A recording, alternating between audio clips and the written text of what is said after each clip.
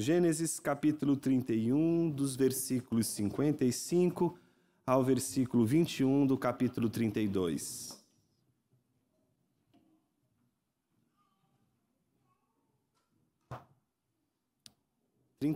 Do versículo 25 ao capítulo 32, versículo 21. Melhor dizendo, versículo 12. Nós vamos parar no 12. Não vamos até o 21. Vamos só até o 12. Vou explicar daqui a pouquinho por quê. Então, Gênesis 31, versículo 5, até o versículo 12 do capítulo 32. Diz assim a palavra de Deus.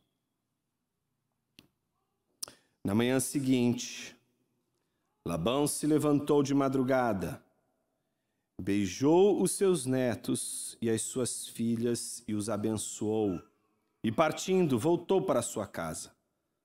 Também Jacó seguiu seu caminho, e anjos de Deus foram encontrar-se com ele. Quando Jacó os viu, disse: "Este é o acampamento de Deus", e deu àquele lugar o nome de Manaim. Então Jacó enviou mensageiros adiante de si a Esaú, seu irmão, à terra de Seir, território de Edom, e lhes deu esta ordem: "Assim vocês falarão a meu senhor Esaú: o seu servo Jacó manda dizer isto: como estrangeiro morei com Labão, em cuja companhia fiquei até agora. Envio este comunicado a meu senhor para encontrar favor na sua presença." Os mensageiros voltaram a Jacó dizendo: "Fomos até o seu irmão Esaú. Também ele está vindo para se encontrar com o senhor, e 400 homens estão com ele." Então Jacó teve medo, ficou angustiado, dividiu em 2 grupos o povo que estava com ele, e também os rebanhos, os bois e os camelos, pois pensou: se Esaú vier e atacar um grupo, o outro grupo escapará. E Jacó orou: "Deus de meu pai Abraão e Deus de meu pai Isaque, ó Senhor, que me disseste: volte à sua terra e para a sua parentela, e eu farei bem a você. Sou indigno de todas as misericórdias e de toda a fidelidade que tens usado para com o teu servo, pois com apenas o meu cajado atravessei este Jordão, já agora sou 2 grupos. Livra-me das mãos de meu irmão Esaú, porque temo que ele venha e ataque a mim e as mães com os filhos. Pois tu disseste: certamente serei bondoso com você e lhe darei uma descendência como a areia do mar, que de tão numerosa não se pode contar." Oremos. Senhor Deus, fale conosco através de tua palavra. Nos instrui, nos alimenta. Assim oramos, no nome de Jesus, teu Filho. Amém. Estamos nos aproximando do clímax da nossa história. Já estamos bem perto. Jacó finalmente vai regressar. Jacó finalmente voltará para a casa do pai. O filho perdido, o mais moço, o ambicioso, aquele que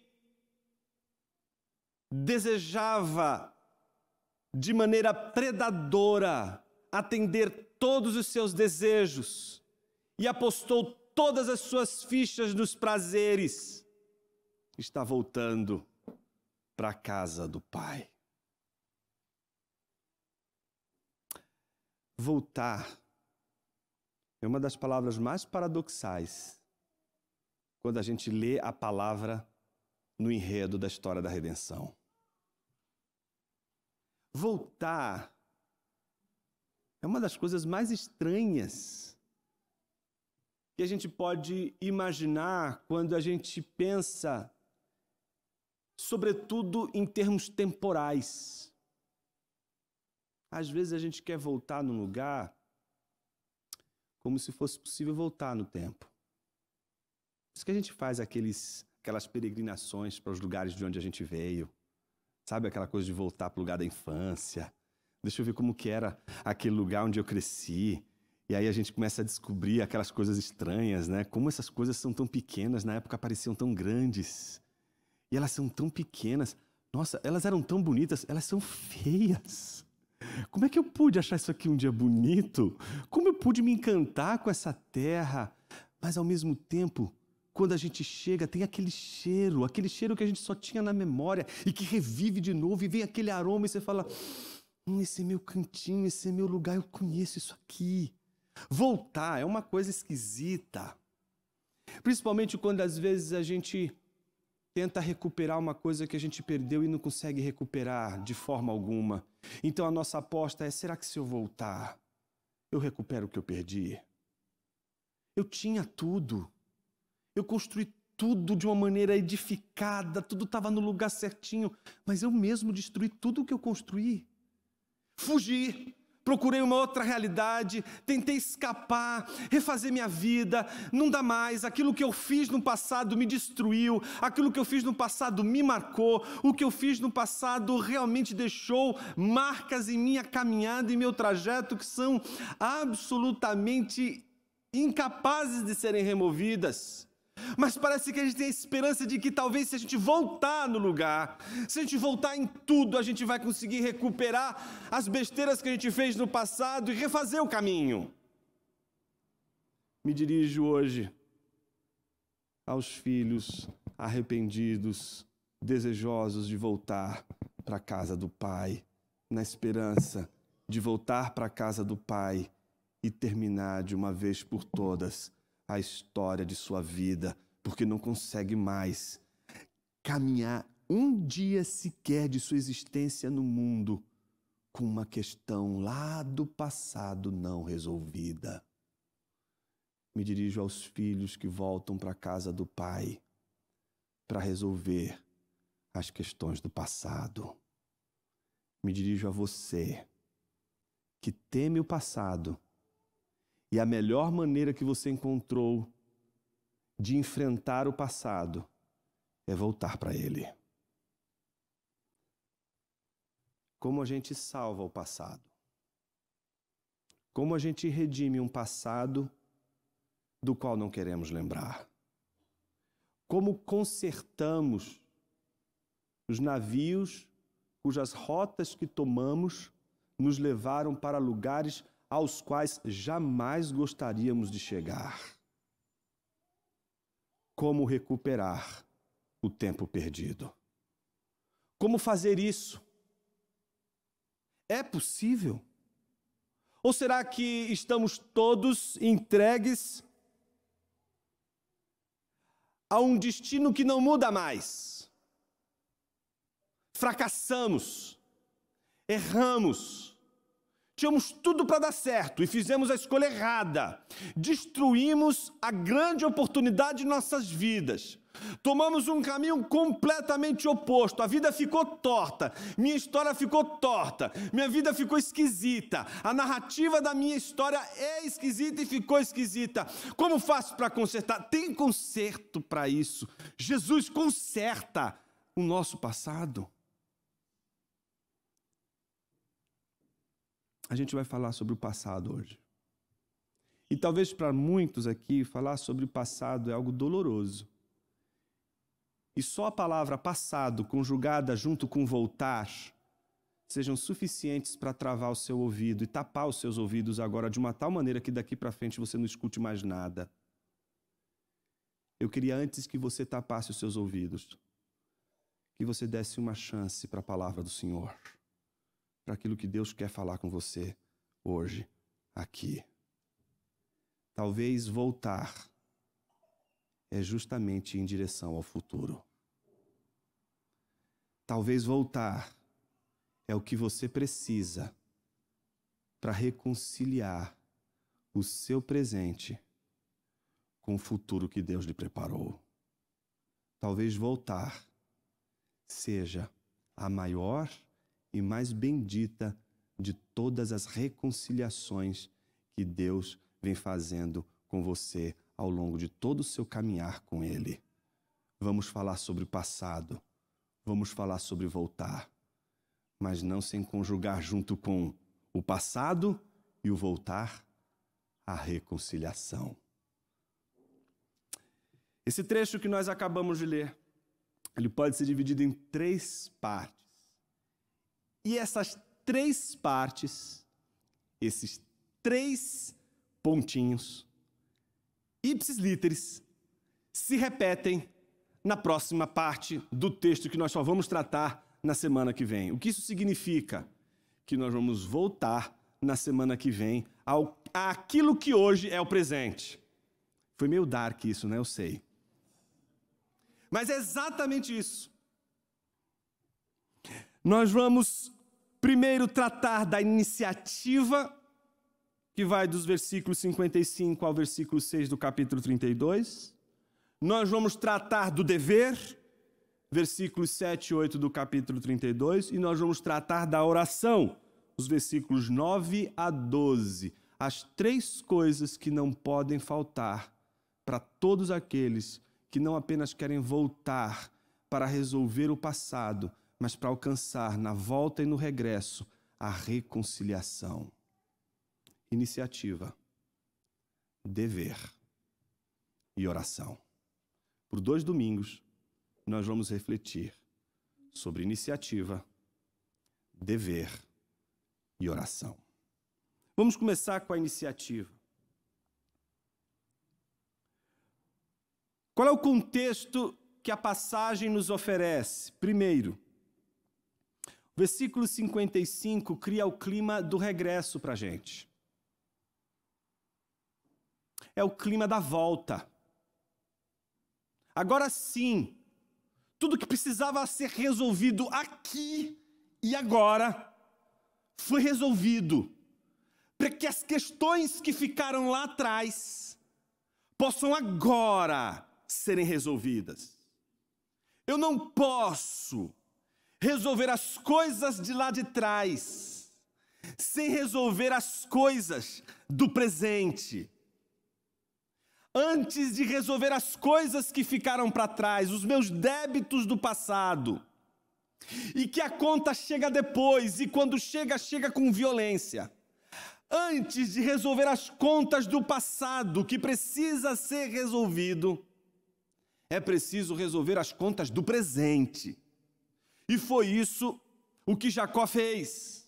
Antes de voltar, antes de regressar, antes de fechar as questões abertas no passado e que precisam ser fechadas, é preciso, em primeiro lugar, resolver as questões do presente.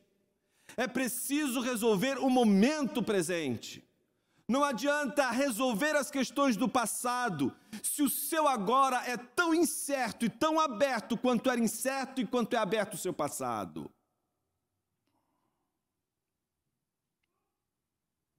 Então a primeira coisa que a gente vê é Jacó num conflito com Labão, um conflito que ele acaba de resolver. E é tão interessante, né, meus irmãos? Eu acho que eu acho que Deus tem às vezes um senso de humor absurdo. A gente acaba de passar por uma aflição e já põe a gente em outra. Não dá nem respiro. Mal a gente começou a desfrutar de um tempo de paz, já vem outro conflito. Mas antes do outro conflito, este primeiro conflito precisa ser resolvido. E o que a gente vê no versículo 55 é esse conflito com Labão sendo resolvido. Agora sim, há uma pedra colocada sobre a questão Labão e Jacó. Uma pedra que colocou o fim num relacionamento de 20 anos de sofrimento. De sofrimento de alguém que cuidou dos porcos, quer dizer, que cuidou das ovelhas de Labão. São 20 anos lamentando, mas trabalhando, para quem sabe dos restos das comidas que são dadas aos animais, ele pudesse encontrar ali tudo o que ele precisa para ser feliz. Não foi. Não deu certo. Mas cumpridos 20 anos, eu vou regressar. Eu vou voltar. A volta não foi fácil. Teve que enfrentar Labão. Labão, como a gente viu, é páreo duro. Mas todo voltar, quando é bem resolvido, com o presente, ele apresenta, mesmo que seja de madrugada, a promessa do amanhã. E é isso que a gente viu. Na manhã seguinte, logo depois da pedra sendo colocada, Labão se levantou, beijou seus netos, as suas filhas de madrugada, os abençoou e partiu voltando para sua casa. Então agora Jacó está livre para seguir o seu caminho de volta para a casa do pai. Agora ele pode regressar para a casa do pai. Agora ele pode voltar para o seu caminho. E aí o que a gente vê? Justamente nesse regresso, Jacó, ele encontra com os anjos. Há 3 encontros com os anjos em Jacó. O primeiro a gente já sabe, é Betel. O segundo é exatamente Manaim. E é interessante como, se em Betel, os anjos que sobem e descem das escadas representam a presença de Deus naquele lugar, pois ali ele pode dizer que Deus está aqui. Agora, ele diante dos anjos que vão ao seu encontro, percebe que não somente Deus está ali, são os sinais que ele precisa para saber que o Deus que prometeu que estaria com ele, ainda está com ele, permanece com ele. E ele dá àquele lugar o nome de Manaim, 2 campos. Isso é o significado de Manaim, 2 campos. Alguns chamam de 2 acampamentos. 2 campos, não tem nome mais apropriado para ser dado a esse momento da vida de Jacó do que 2 campos. Sua história é a história do número 2. 2 irmãos, 2 mulheres, 2 famílias, 2 conflitos, Labão e Esaú, 2 encontros com Deus, com Esaú.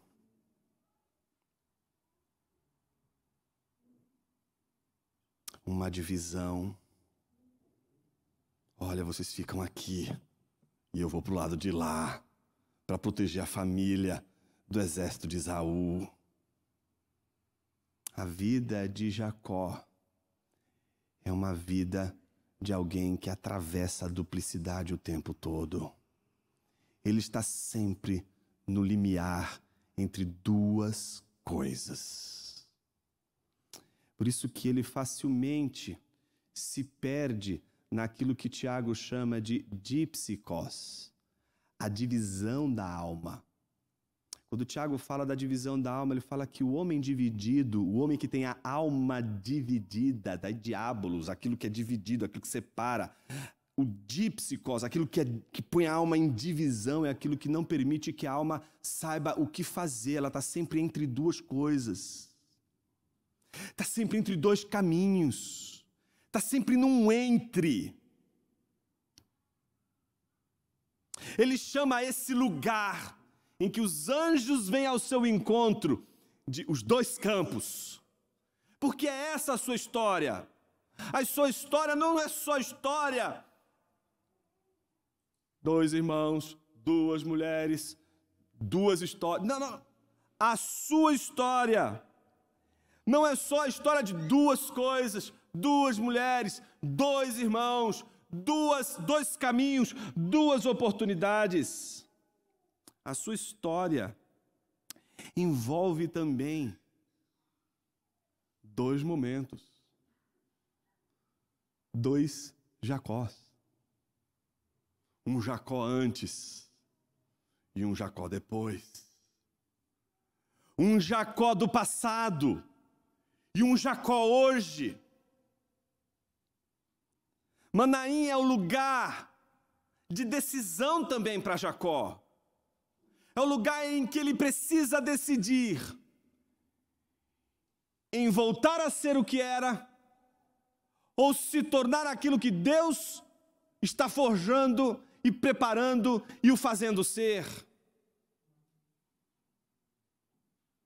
A Bíblia diz que os anjos encontraram com Jacó, e logo após o encontro com Jacó, a reação de Jacó revela a escolha de Jacó.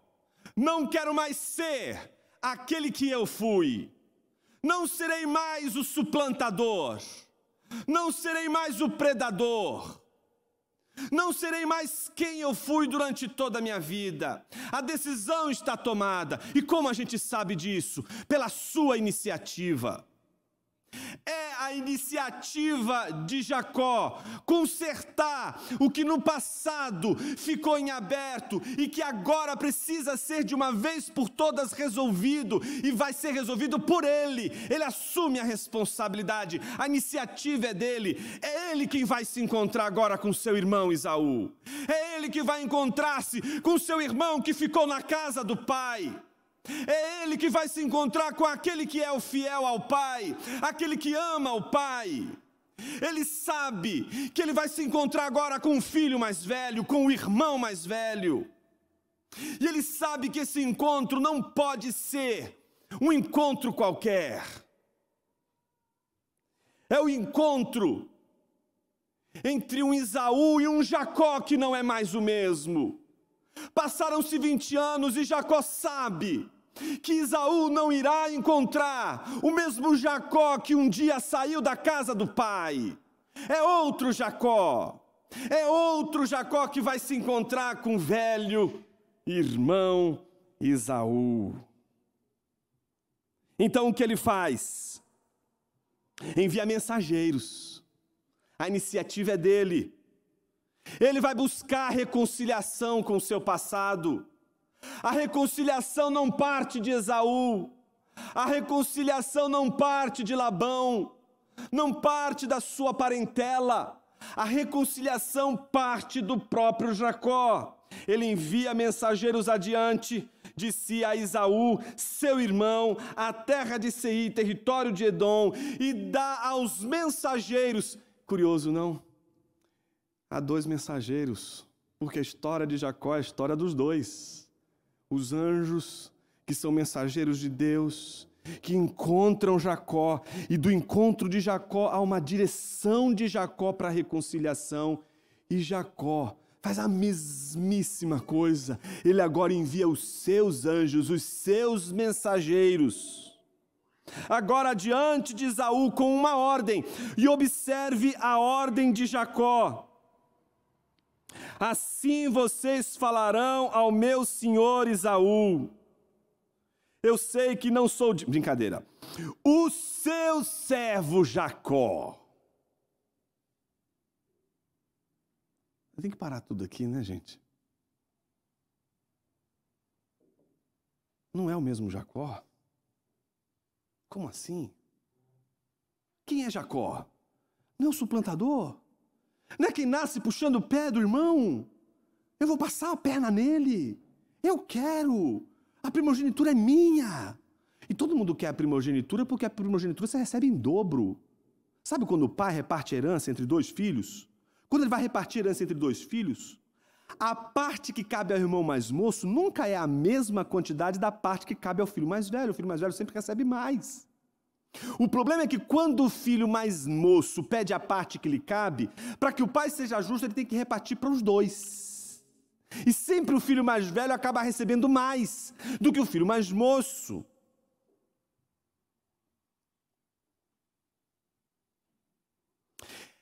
Jacó faz de tudo para se tornar senhor de seu irmão, porque ele ouviu sua mãe o tempo dizer que a promessa de Deus era de que o filho mais velho serviria ao mais moço. Era essa a promessa que Jacó ouvia desde pequeno da boca da sua mãe. O meu irmão vai me servir, eu serei senhor do meu irmão. A gente sabe o quanto isso vai significar na próxima temporada da nossa exposição, quando a gente estiver falando sobre José. Há sempre entre os irmãos a vontade de um ser senhor do outro. Mas há pouca disposição entre os irmãos de ser servo do outro.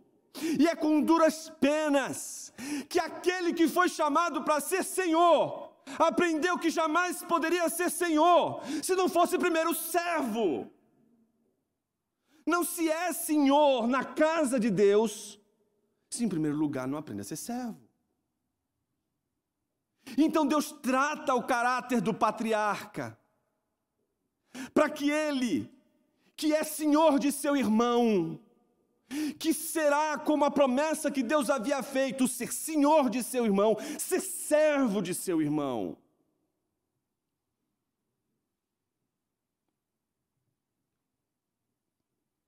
Então, a iniciativa dele é mandar os mensageiros que deem e com uma ordem expressa, digam exatamente isso. Observe, vocês falarão, não é a meu irmão Esaú, a meu senhor Esaú. Você consegue imaginar? Lembra aquele Jacó que dá aquela resposta enviesada para Raquel? Lembra? Você consegue imaginar que é o mesmo? Só obra de Deus. É isso que Deus faz com Jacó. Deus vai insistindo, porque não tem como você caminhar com Deus, não tem como Deus estar perto de você e você permanecer o mesmo. Você vai mudar. Você vai ser transformado. E não é pela mudança dos teus hábitos. Não é porque a partir de agora você só vai comer brócolis. Está entendendo? Não é porque você decidiu, a partir de hoje eu vou orar todos os dias às 5 horas da manhã. Você sabe que você não vai conseguir fazer isso nunca na sua vida, já tentou isso 30 mil vezes. Você acerta as primeiras. Alguns conseguem a façanha de manterem-se fiéis acordando às 5 horas da manhã por 3 dias. Jacó experimenta uma transformação que não tem origem nele. Meus irmãos, às vezes a gente não quer mudar. Às vezes somos nós que sabotamos nós mesmos, porque somos nós que não queremos mudar o nosso jeito de ser. Não queremos mudar a nossa maneira de agir. Não queremos, estamos tão fixados naquilo que a gente quer realizar que nada nos tira essa visão de ser aquilo que a gente quer ser de qualquer jeito. Não tem jeito, se Deus está com você, você vai ser transformado pela graça e a misericórdia do Senhor. É isso que acontece com Jacó. Agora, aquele que um dia fez uma lentilha deliciosa para poder comprar a primogenitura do irmão, está chamando o seu irmão de senhor. E pasme, não é na frente de Esaú. É isso que tem que te escandalizar. Ele poderia estar na frente do irmão Esaú e dizer, meu senhor, mas ele está falando isso diante dos seus servos. Ele está dizendo isso diante daqueles que obedecem ao seu comando. Para aqueles que têm ele como seu senhor, ele está dizendo, vá até meu senhor Esaú. E eles sabem, os mensageiros sabem que ele se trata do irmão mais moço de Esaú. E qual é o recado? Eles têm que dizer a Esaú, e aí sim Esaú vai ouvir os servos de Jacó dizerem a ele, o seu servo Jacó, ou seja, Jacó, o meu senhor, seu servo, manda dizer isto, como estrangeiro morei com Labão e cuja companhia fiquei até agora. Tenho bois, jumentos, rebanhos, servos e servas. Envio este comunicado a meu senhor para encontrar favor, graça, misericórdia na sua presença. Ou seja, parte de Jacó tentar agora reconciliar a sua história desastrosa com seu irmão. É a última peça do quebra-cabeça de Jacó. Ele resolveu as questões com as suas mulheres, ele resolveu a questão com Labão, ele resolveu a sua questão com Deus, mas ainda precisa resolver a questão com o seu passado, precisa resolver a questão com o seu irmão. Ele não pode continuar a sua caminhada sem resolver aquela questão com o seu irmão. Mas aí algo extraordinário acontece. A iniciativa parte de Jacó, Jacó manda os mensageiros, mas quando os mensageiros voltam, qual é a notícia dos mensageiros? Fomos até o seu irmão Esaú. Por isso que a gente sabe que os mensageiros, que são servos de Jacó, que recebem de Jacó o desígnio para que eles falem a Esaú, o Senhor, chamando e tratando ele como Senhor, sabe que ele é o irmão. Então ele diz, olha, seu irmão,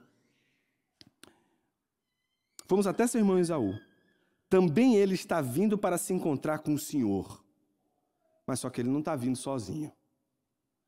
Ele está vindo com 400 homens. Quando ele recebe essa notícia, meu senhor, eu acabei de sair de uma confusão com Labão. Eu já estou entrando no ringue de novo. Não acredito. Tudo de novo. Observe como o texto trata isso logo a seguir nos versículos 7 e 8. Então Jacó teve medo e ficou angustiado. Dividiu em 2 grupos o povo que estava com ele, e também os rebanhos, os bois e os camelos. Pois pensou, se Esaú vier e atacar um grupo, o outro grupo escapará. Observe que da iniciativa há também uma necessidade que Jacó cumpra o seu dever. Veja, para resolver a questão do passado, ele primeiro teve que ter a iniciativa. Eu vou dar a iniciativa. Eu vou tornar meu irmão consciente de que sou eu que estou querendo me acertar com ele. Eu errei, estou tratando ele como Senhor. Veja, Jacó está dando o primeiro passo para anular tudo o que Isaac fez com ele. Ele agora tem o direito sobre o seu irmão. Ele recebeu a bênção de Isaac e Esaú vendeu a sua primogenitura.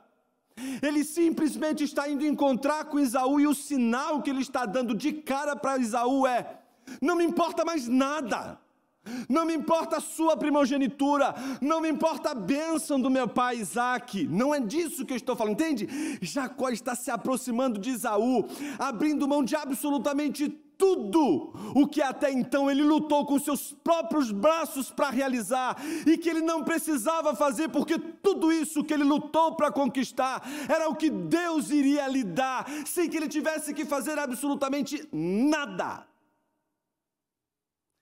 Então ele entrega tudo. Mas a reação diante da notícia é terrível. Meus irmãos, não tem coisa mais terrível nessa vida do que uma notícia. E não só isso. Notícia aqui eu não estou me referindo a algo que vai acontecer. Aliás, a maior parte das confusões na igreja é por causa disso, viu? Ah, fulano disse isso.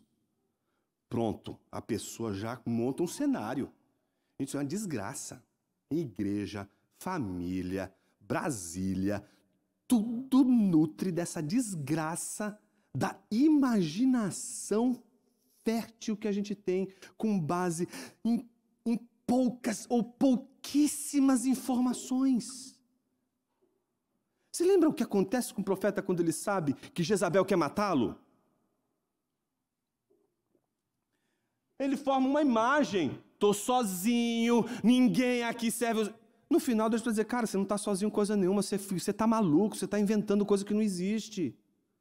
A pessoa falou X, aí você, a pessoa não gosta de mim, me odeia, quer me matar. Entende? Tudo a gente vai imaginando, vai construindo. Então eu queria que você pensasse exatamente isso. Um Jacó que recebe a notícia, Esaú está vindo, e vem com 400, pronto, Esaú vai me matar. Pronto, agora vão pedir minha cabeça. Pronto, agora vão me perseguir. Pronto, agora vão me matar. Pronto, agora acabou minha vida. Agora eu preciso me defender. Como é que eu me defendo? Não, vamos fazer alguma coisa. Vamos dividir. Vamos separar isso aqui em 2. Como eu não consigo perceber a possibilidade de perder tudo, pelo menos se eu perder, eu perco uma parte. Vamos separar as coisas, vamos proteger uma parte, deixar essa parte a salvo. Porque pelo menos, se eu enfrentar meu irmão, vou morrer, essa parte vai morrer, mas pelo menos a melhor parte que eu sou vai permanecer viva, vai permanecer protegida. Entende? Esaú e Jacó, ele tem um medo, um pavor enorme de algo que ele não tem a noção.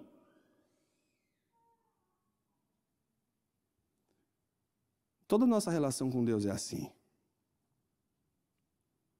Por isso que pessoas crentes, piedosas, quando são acometidas de enfermidades, elas na mesma hora dizem, Deus, por que você está fazendo isso comigo? O que eu fiz de errado?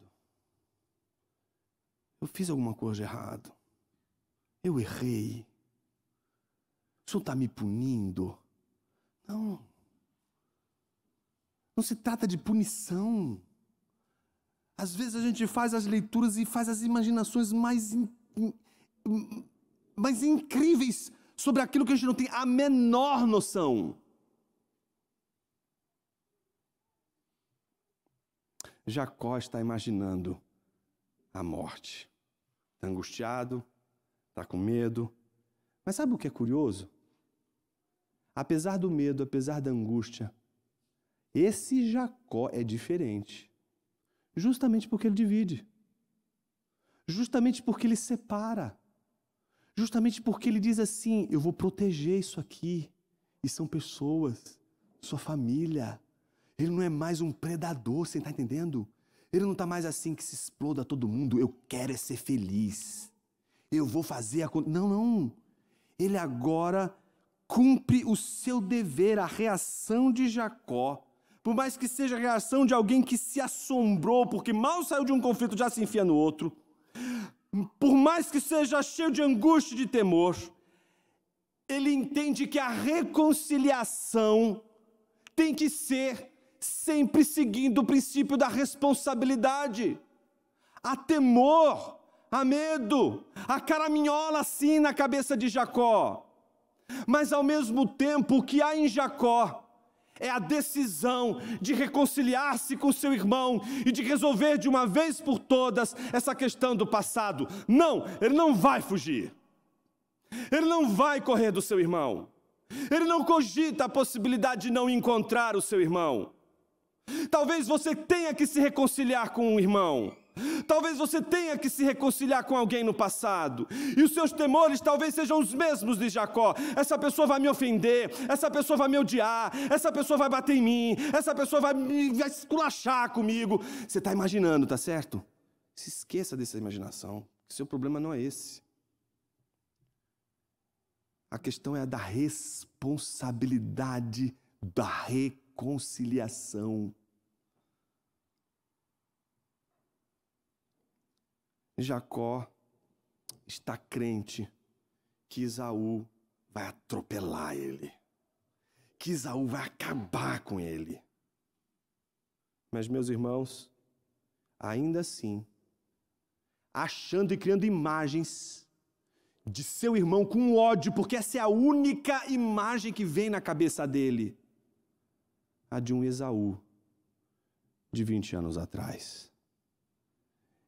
Ele não consegue perceber que não são apenas 2 Jacós, que são também 2 Esaús. Que talvez o Esaú de hoje não seja o Esaú de 20 anos atrás. Uma coisa é certa, apesar de temer, ele vai se encontrar com Esaú. Então ele toma a iniciativa. Ele cumpre o seu dever. Por que ele cumpre o seu dever? Porque ele não vai se reconciliar com seu irmão de forma irresponsável. Do tipo, não, eu vou me reconciliar de qualquer jeito com meu irmão. Não, antes de fazer isso, ele separa tudo. Ele sabe que pode acontecer um desastre. Ele se precavê. A gente está lidando com alguém que é prudente. Um Jacó que ganhou vivência, um Jacó que ganhou prudência. Ele não vai de peito aberto, ele não chega para lá dizendo, eu vou me reconciliar hoje, agora eu vou se consagrar, pronto. Não, ele vai se preparando, ele sabe que pode acontecer, ele se prepara para o mal, ele se prepara para o que pode acontecer. Na verdade, ele se prepara porque ele acha que vai acontecer a desgraça toda, mas ainda que aconteça a desgraça toda, ele não vai conseguir viver enquanto não colocar uma pedra de uma vez por todas nesse passado que persegue ele contumazmente. Ele está decidido, ele vai se encontrar com seu irmão. E se o seu irmão vier e o atacar, pelo menos o outro grupo vai escapar. Pelo menos um grupo eu consegui salvar. Terceiro e último ponto. Na reconciliação do nosso passado, não só se espera a iniciativa, não só se espera a responsabilidade, o cumprimento do dever com o seu presente. Você não pode resolver o passado explodindo o seu presente. Você não pode tentar consertar o que você fez no passado, sendo irresponsável com o que hoje está sob sua responsabilidade. Você não pode tentar resolver o que está lá atrás, jogando para o espaço as responsabilidades que você tem hoje, com as pessoas que você tem hoje, com o universo que você tem hoje. Você não pode resolver o passado sacrificando o seu presente. Portanto, a iniciativa é sua, mas o presente não pode ser esquecido, não pode ser preterido, não pode ser tratado de forma irresponsável. Mas ainda assim, você não fez tudo o que precisava fazer. Ainda há uma última coisa que precisa fazer-se antes de realizar a reconciliação: a oração. E pela primeira vez, a Bíblia diz explicitamente que Jacó orou. Não é a primeira oração feita em Gênesis, mas é a maior oração já feita em Gênesis.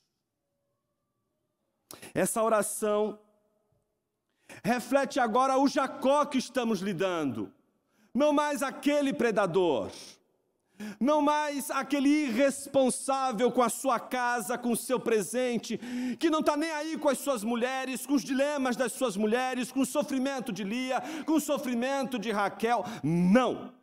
Estamos diante de um outro Jacó, um Jacó responsável, um Jacó que toma iniciativa, mas que é prudente com o seu presente. E a prova da sua mudança é de que ele não vai encontrar com seu irmão sem antes orar. Ele pode ter se precavido, ele pode ter feito o seu dever de casa, ele pode ter feito tudo aquilo que se espera que ele fizesse agora, nesse momento de sua vida, mas ainda não fez tudo o que precisava ser feito. Ele sabe que tudo o que precisa ser feito exige que o término de tudo isso seja regado com oração. E é tão bonita a oração dele. Veja o que ele diz: Deus de meu pai Abraão e Deus de meu pai Isaque, ó Senhor, que me disseste, volte para a sua terra e para a sua parentela, e eu farei bem a você. Ele está reconciliando o seu passado com um Deus que se apresentou a ele também no passado. Ele está lembrando do dia que Deus falou com ele. Você entende? Um dia ele dormiu a sua cabeça numa pedra, num dia em que ele estava sozinho, sem absolutamente nada. Ele estava apenas com um cajado, seguindo um trajeto, indo exatamente até a casa de Labão. Ele estava absolutamente perdido, ele tinha feito a maior besteira da sua vida. Ele acreditava que teria feito a melhor de todas as coisas, mas desgraçou absolutamente a sua vida de uma vez por todas. Naquele momento mais terrível da sua vida, ali Deus estava presente, mas Deus também está presente no momento mais glorioso de sua vida, no momento em que ele tinha tudo a perder, e agora ele não só não tem mais nada a perder, como ele tem riqueza, ele tem abundância, ele está no melhor dos seus dias.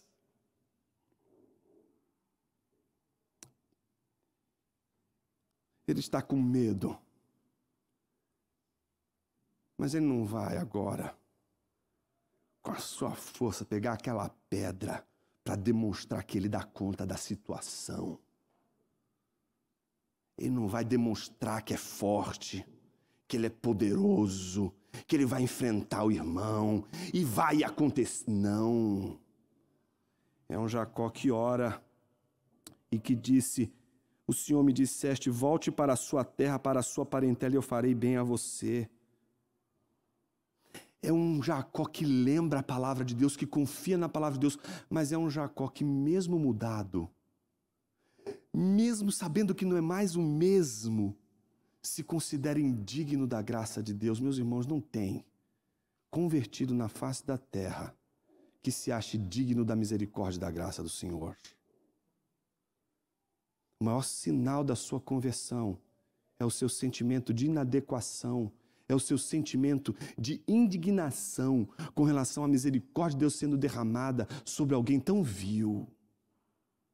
É assim que Jacó diz ao Senhor: sou indigno de todas as misericórdias e de toda a fidelidade que tens usado para com teu servo. E a gente lê esse texto e diz assim: é verdade, viu, Jacó? Você não é fluxicheire, não. A gente está olhando a sua história e você é isso mesmo. Você é sem vergonha. Mas Deus te amou, derramou sua misericórdia. E se hoje você está sendo redimido, sendo restaurado, é pelas misericórdias do Senhor. Então, quando a gente vê Jacó dizendo: eu sou indigno, eu digo assim: Senhor, essa aqui é minha oração. Você consegue ler isso aqui e dizer: eu quero orar isso aqui. Eu não quero ler isso aqui. Eu não quero apenas ler isso aqui. Eu quero orar. Eu quero dizer isso aqui também, Senhor. Eu sou indigno de todas as misericórdias e de toda a fidelidade que tens usado para com teu servo, pois com apenas o meu cajado atravessei esse Jordão. Mas agora sou 2 grupos. Eu estava sozinho. Hoje eu tenho 2 grupos aqui diante de mim. Livra-me das mãos de meu irmão Esaú. E aí ele faz a oração. Deus não disse para ele que o irmão dele estava enfesado com ele, que o irmão ia arrancar a cabeça dele, que ia espalhar os pedaços do corpo dele por toda a região de Moabe, para que todos soubessem, né, e tivessem ali como testemunho o que é lidar com Esaú. Não, ele não recebeu nenhum recado, ele não passou, não encontrou nenhum peste, procura-se, Jacó, paga-se bem. Não tem notícia, não tem nada, só está imaginando. Mas aquele medo imaginado é que ele leva para o Senhor. Ele diz: Senhor, livra-me das mãos de meu irmão Esaú. Ele tem certeza de que Esaú vai acabar com ele, de que Esaú vai atropelar ele. Porque temo que ele venha e ataque a mim e as mães com os filhos. Pois tu disseste: certamente serei bondoso com você e lhe darei uma descendência como a areia do mar, que de tão numerosa não se pode contar. Não tem como a gente terminar com a oração de Jacó e dizer assim: meu Deus, o que aconteceu com esse homem? Como? Como esse homem se torna o que ele se tornou? Tudo isso acontece, meus irmãos, quando Deus nos encontra, quando os anjos do Senhor aparecem, seja no dia mau, seja no dia bom. Tudo isso acontece quando nos damos conta de que não somos nós que encontramos o Senhor, é o Senhor que nos encontra. Deus encontrou Jacó. E o que acontece quando Jesus te encontra? Sabe o que acontece quando Jesus te encontra? Salvação. É salvação que acontece. Não tem como a gente olhar um texto como esse e não se perguntar assim: o que isso significa? Qual é o poder desse texto para a vida de um crente? O que isso significa para mim e para você? Eu não tenho como dizer tudo hoje de uma só vez para você, o que esse texto significa para um crente hoje. Mas eu já posso adiantar para você o que ele significou para Jesus de Nazaré. O quanto esse texto foi importante para Jesus, importante ao ponto de, com base nele, contar a maior parábola que ele contou, já escrita nos evangelhos. A maior de todas as parábolas contadas por Jesus é a parábola de um pai que tinha 2 filhos. Um filho mais velho e um filho mais moço. Não tem como a gente olhar Jesus vendo aqueles pecadores e olhando também aqueles coletores de impostos que estavam sentados à sua volta, publicanos que eram considerados pecadores, e não pensar que Jesus estava entre 2 novamente. Jesus está entre os pecadores, entre aqueles que são considerados a escória e os publicanos. Mas Jesus também está entre publicanos e pecadores, mas também do outro lado ele está entre publicanos e pecadores e fariseus e escribas. Jesus está sempre entre aqueles que estão em inimizade. Jesus está sempre entre os inimigos. Entre os inimigos você vai encontrar Jesus Cristo, nem de um lado nem de outro. Às vezes você vai encontrar Jesus de um lado e você vai achar que ele está do lado de quem ele está sentado, até você descobrir que a mesa de Jesus não é quadrada, que a mesa de Jesus ela não tem quina, que a mesa de Jesus não tem lado, que a mesa reservada para todos aqueles que vão sentar-se ao seu redor é uma mesa aberta para todos aqueles que são seus, que pertencem a Ele. Ah, meus irmãos, a iniciativa de voltar para a casa do Pai é a iniciativa do menino. Ele está ali, Jesus está contando, entre dois irmãos em briga. Eles estão discutindo, um está dizendo, esse não merece. O outro está olhando e só ouvindo a palavra. Foi salvo por Jesus, está sentado, está comendo, bebendo. O outro está com raiva, como pode Jesus receber publicanos e pecadores? Jesus vai, toca aqueles homens, exatamente com uma história das mais belas histórias da Escritura. E a Escritura nos diz que o irmão mais moço tomou iniciativa. E é tão interessante, né? Como o irmão mais moço da parábola de Jesus parece ser um tipo de Jacó, né? Será que Jesus está falando com gente que conhece a história de Jacó e Esaú? Será que Jesus está contando uma história para pessoas ignorantes que não sabem? Ou para pessoas que sabem de cor, que inclusive se identificam com personagens, ou Esaú ou Jacó? É tão interessante como Jesus vai usando palavras e expressões no grego, que quando você vai para a tradução grega do Antigo Testamento, caramba, são as mesmas expressões que foram usadas para se referir a Jacó, para se referir exatamente à história de Jacó. O que Jesus está fazendo? Ele está olhando para todos os seus irmãos que estão ali, aqueles que são judeus, fariseus e escribas, e que não conseguem receber os publicanos e pecadores, e está contando para eles a história de como um pecador é transformado quando encontra Jesus. O que acontece quando alguém senta à mesa com Jesus?